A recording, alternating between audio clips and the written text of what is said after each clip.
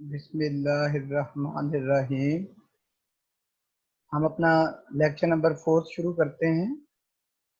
Vocabulary building skills. आपने अपनी vocabulary को किस तरह से इन्हांस करना है, आज के लेक्चर में हम ये पढ़ेंगे। कोर्स है हमारा English comprehension and composition. So vocabulary building skills वैसे तो बहुत सारी हैं, लेकिन आपके सिलेबस में देखिए ये 3 वाले मेन पॉइंट्स हैं। सबसे पहले तो आपको आइडिया होना चाहिए कि वोकेबलरी होती क्या है। Vocabulary means the words that make up a language। कि वो वाले अल्फाज जो किसी जुबान को बनाते हैं वो क्या कहलाते हैं, वोकेबलरी। उर्दू जुबान है तो जितने भी उर्दू के डिफरेंट अल्फाज हैं वो उर्दू की वोकेबलरी है। इसी तरह पर्शियन, इसी तरह इंग्लिश, अरेबिक। तो आप जो भी जुबान पढ़ रहे हैं, जो भी लैंग्वेज पढ़ रहे हैं, उसके जो अल्फाज हैं वो उसकी वोकेबलरी है, जिनके मिलने से वो जुबान बनती है। So guessing the meanings of unfamiliar words using context clues। अब क्या है कि आपने अपनी वोकेबलरी को इनहेंस करना है, तो वो किस तरीके से कर सकते हैं। पहला उसकी अप्रोच ये है, guessing the meanings of unfamiliar words using context clues। कि आपने उन अल्फाज का मतलब गैस करना है जो आपने पहले कभी देखे ही नहीं है। फॉर एग्जाम्पल, एक पूरा पैराग्राफ है, मैं काफी लंबी स्टेटमेंट बोल रहा हूँ, 2-4 फिक्रे बोल रहा हूँ, तो आपने क्या करना है, आपको हूबहू समझ नहीं लगेगी कि मैंने एग्जैक्टली क्या वर्ड बोला। जस्ट लाइक ये जो इंग्लिश है, टेलीविजन पे आपको फुटबॉल का शौक है, क्रिकेट का शौक है, बहुत सारे आपने लोग देखे होंगे जिनका एजुकेशन से तल्लुक ही कोई नहीं है, एक दिन स्कूल नहीं गए हुए, लेकिन क्या है कि वो गेस कर रहे हैं, या तो थोड़ी बहुत उनको आ रही है, या वो देख रहे हैं कि कंटेक्स्ट क्या चल रहा है, किस कंटेक्स्ट में बात हुई है। तो उस कंटेक्स्ट को मद्देनजर रखते हुए अंदाजा लगाना कि अच्छा इसका ये मतलब हो सकता है। दूसरा तरीका आप अपनी वोकेबलरी को किस तरह से एनहांस कर सकते हैं, using the dictionary for finding out meanings and use of unfamiliar word. तो बेस्ट तरीका क्या है, डिक्शनरी निकालें। अगर अरेबिक पढ़ रहे हैं तो अरेबिक की डिक्शनरी निकाल लें, उर्दू पढ़ रहे हैं उर्दू की निकाल लें। इसी तरह हम कंप्रीहेंशन एंड कंपोजिशन पढ़ रहे हैं, हमारा तल्लुक इंग्लिश से है, तो क्या करेंगे, इंग्लिश की डिक्शनरी निकालेंगे। वहां से आप जो भी मुश्किल आपको वर्ड मिला, डिफिकल्ट वर्ड मिला, जिससे आप फेमिलियर नहीं थे, उसको आप डिक्शनरी से सर्च आउट कर लेंगे। Last but not the least, creating word association for enhancing vocabulary. कि आपने क्या करना है, वर्ड एसोसिएशन करनी है, कि जो अल्फाज हैं इनको किसी दूसरे वर्ड से एसोसिएट करना है। अच्छा, ये लफ्ज इस जैसा मैंने पहले कभी सुना है, ये कहाँ से निकला हो सकता है। जस्ट लाइक मैं एक वर्ड यूज कर रहा हूँ आपके सामने, कोई भी डिफिकल्ट वर्ड जो आपने नहीं सुना, एक्सपोजर। तो आप कहते हो एक्सपोजर क्या है, एक्सपोज। एक्सपोज का आपको पता है, तो एक्सपोजर भी उसी से मिलता जुलता है। इसी तरह मैं आपको एग्जांपल्स दूंगा जैसे ही हम इसको आगे पढ़ते हैं जाके। तो बेसिकली आपने अभी तक 3 चीजें देखी हैं कि वोकेबलरी को आप इनहेंस करना चाह रहे हैं, अपनी वोकेबलरी को बिल्ड करना चाह रहे हैं, तो आप 3 बेसिक टिप्स यूज करेंगे। सबसे पहले आप कंटेक्स्ट में से वर्ड के मीनिंग्स को गैस करने की कोशिश करेंगे। दूसरे नंबर पे डिक्शनरी का यूज करेंगे। Last but not the least, word association. इसके अलावा भी बहुत सारे तरीके हैं, इंटरनेट की एक्सेस है आपके पास, लेकिन आपके जो सिलेबस का पार्ट है वो ये 3 बेसिक टेक्निक्स हैं। सो नंबर 1, गेसिंग the meanings of unfamiliar word using context clues. तो उससे क्या है, गेसिंग मीनिंग्स फ्रॉम कंटेक्स्ट के, जो आपने एक पैरा पढ़ा, जो आपने एक पेज पढ़ा, उसमें से आपने गैस करना है, मतलब उस पूरी स्टोरी को समझते हुए कि पीछे क्या बात चल रही है, आगे क्या बात होने जा रही है, तो उसमें से अंदाजा हो जाएगा अच्छा इसका ये मतलब निकल रहा है। Means work out what it means from the words that are around it and from the topic of the paragraph। कि इसके आगे पीछे कौन से वर्ड्स हैं, तो आप अंदाजा लगा लेंगे कि इसका ये मतलब हो सकता है। सो टाइप्स ऑफ कंटेक्स्ट क्लूज, इसकी कौन कौन सी टाइप्स हो सकती हैं, ये बेसिक मैंने आपके साथ डिस्कस की है। Context clues are words or phrases in the sentence or paragraph that help the reader to figure out the meaning of unknown words। So context clues क्या है, ये वो वाले वर्ड्स हैं जो किसी रीडर को अनफेमिलियर अननोन वर्ड का मतलब समझने के लिए हेल्प आउट करते हैं। उसमें सिनोनिम्स आप देखते हैं, just like a synonym is a word or phrase that means the same or is very similar to another word.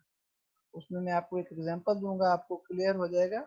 Just like आपके पास एक लाइन आती है, I was hunting in the forest, कि मैं जंगल में शिकार कर रहा था, एंड आई शाउट 2 डेयर्स। अब देखें, या तो आपको हंटिंग का मतलब नहीं पता या शूट का मतलब नहीं पता, कि I was hunting in the forest, कि मैं अब आपको नहीं पता कि हंटिंग का एग्जैक्ट मतलब क्या है। आप कहोगे कि मैं हंटिंग कर रहा था फॉरेस्ट में, एंड आई शूट 2 डेयर्स, कि मैंने 2 जो हिरन थे वो मार गिराए। तो अब क्या है, अब आपको समझ लगी कि मैंने हिरन मार गिराए हैं, तो मैं जंगल में क्या कर रहा था, डेफिनेटली मैं जंगल में शिकार कर रहा था। तो आपने गैस किया कि हंटिंग का मतलब शिकार हो सकता है।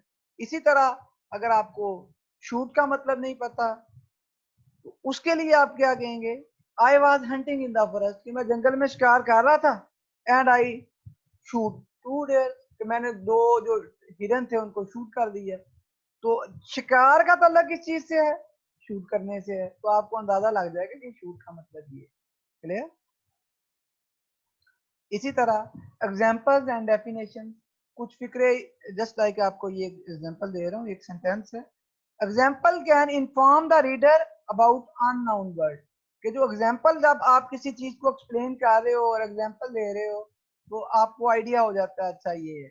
जस्ट लाइक एग्जांपल देखेंगे क्लियर हो जाएगा।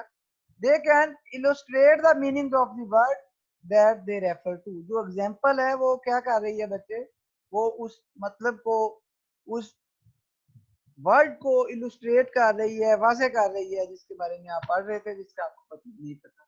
Just like slammer is an example of a computer virus. अब आपको स्लैमर का नहीं पता कि स्लैमर क्या होता है, आपने इसको ऐसे पढ़ लेना है, slammer, slammer is an example of a computer virus, कि स्लैमर कंप्यूटर वायरस की एक मिसाल है।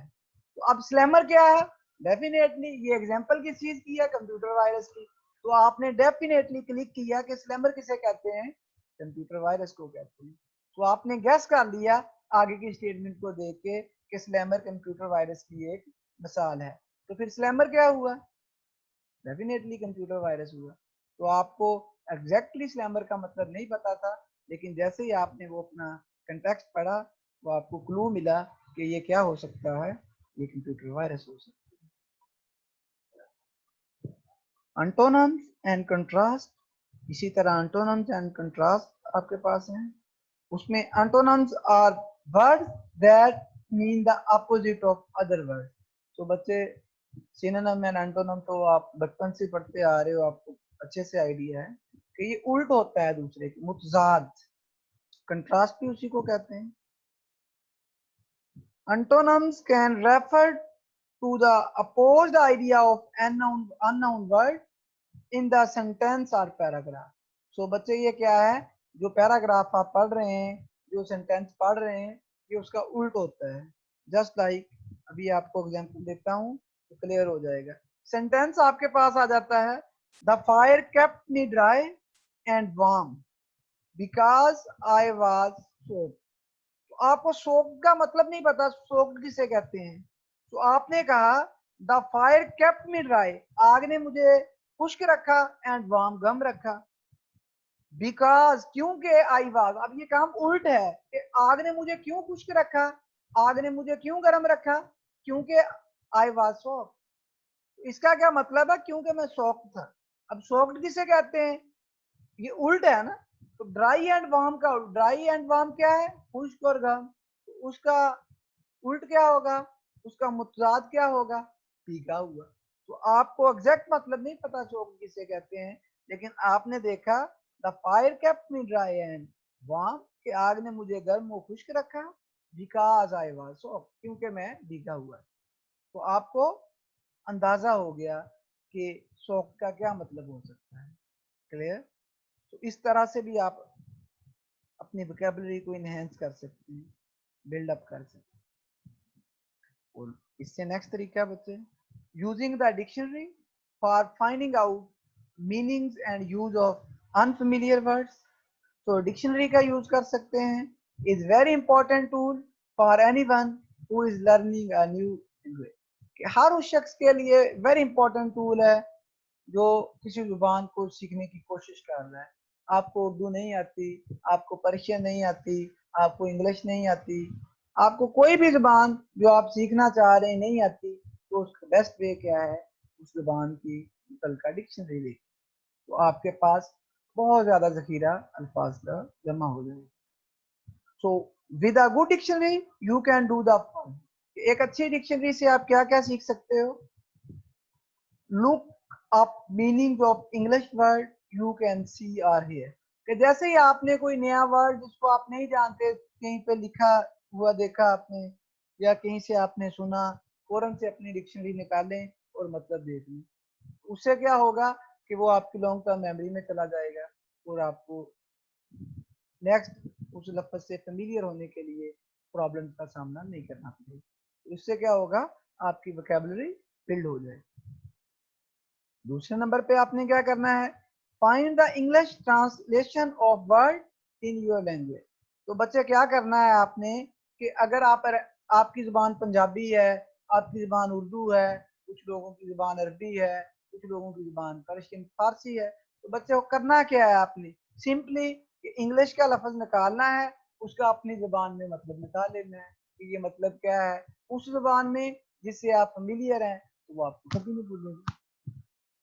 जस्ट लाइक बहुत सारे लोग हैं आप में से जिनका नाम अरेबिक है, इस्लामिक नेम है, जस्ट लाइक यासर। तो यासर का क्या मतलब निकलता है, तो आपको इंग्लिश लैंग्वेज में शायद ना मिले डिक्शनरी में, तो आपने देखा ये किस जबान का वर्ड है, ये अरबी का वर्ड है, तो आप जब अरबी की डिक्शनरी देखेंगे तो आपको पता चल जाएगा यासर कहते हैं मदद करने वाले, हेल्पर को। तो हुआ क्या कि आपने अरबिक से उसको कन्वर्ट किया इसमें, उर्दू में, जो आपकी अपनी जुबान थी, आसानी पैदा करने वाला। क्योंकि आज का लेक्चर हमारा इंग्लिश का है, तो इसको हमने जब कन्वर्ट किया from Arabic to English, then the meaning of Yasir will be helper. Clear? और बच्चे इसका सबसे बड़ा फायदा डिक्शनरी का क्या होगा कि अब आपने लफ्ज कहीं से सुना है, तो उससे क्या होगा, आपको एग्जैक्टली नहीं पता कि वो ये कहीं से पढ़ा है, तो नहीं पता कि वो वर्ड है क्या, तो उसकी आपको स्पेलिंग क्लियर हो जाएंगी कि इसके स्पेलिंग्स क्या हैं। Check the plural of a noun or past tense of a verb। तो इससे क्या होगा, आपको प्लूरल नाउन का भी पता चल जाएगा और वर्ब का भी पता चल जाएगा कि ये वर्ब है, नाउन है, प्रोनाउन है, each and everything related to that word will be in your knowledge। Find out other grammatical information about a word। उससे क्या होगा,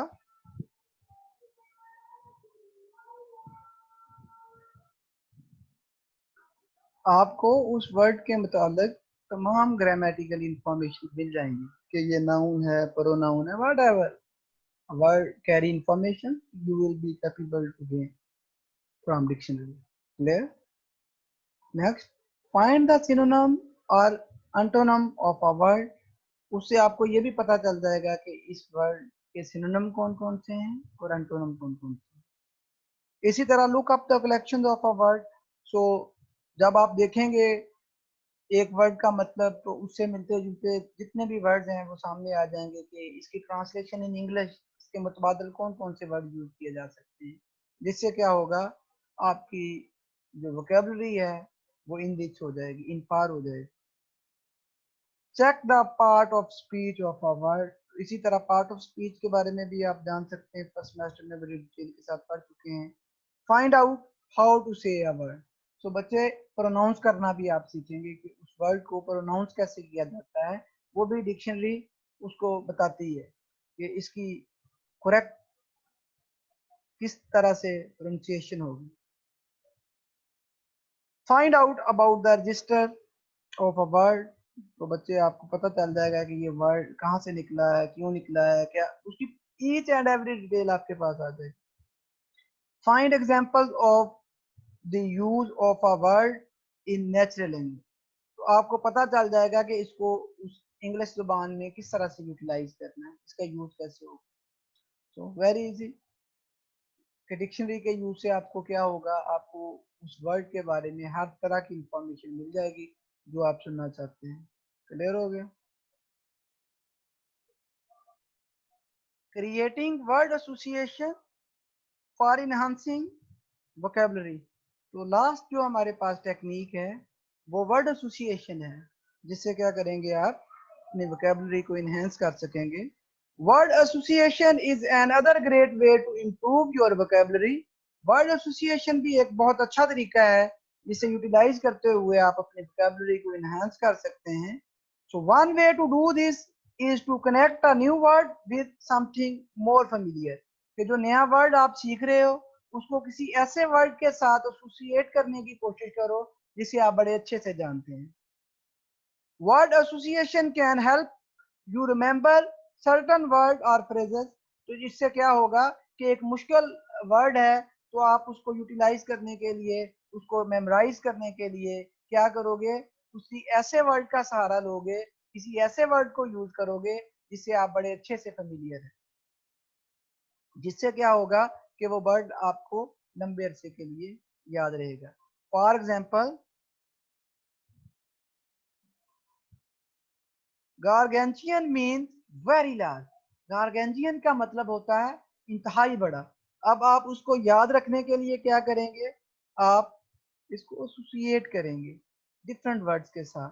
just like try creating a sequence with the word such as tiny, small, medium, large, giant and gargantuan।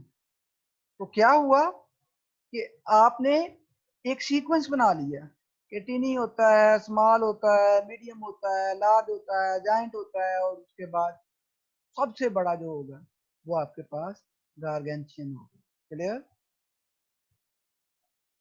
Forming association can help you to remember the word you are learning with more ease. तो आपको जो forming association है वो जिस word को आप याद रखना चाह रहे हैं बड़े लंबे अरसे के लिए बड़ी आसानी के साथ याद रखने में हेल्प आउट करेगा।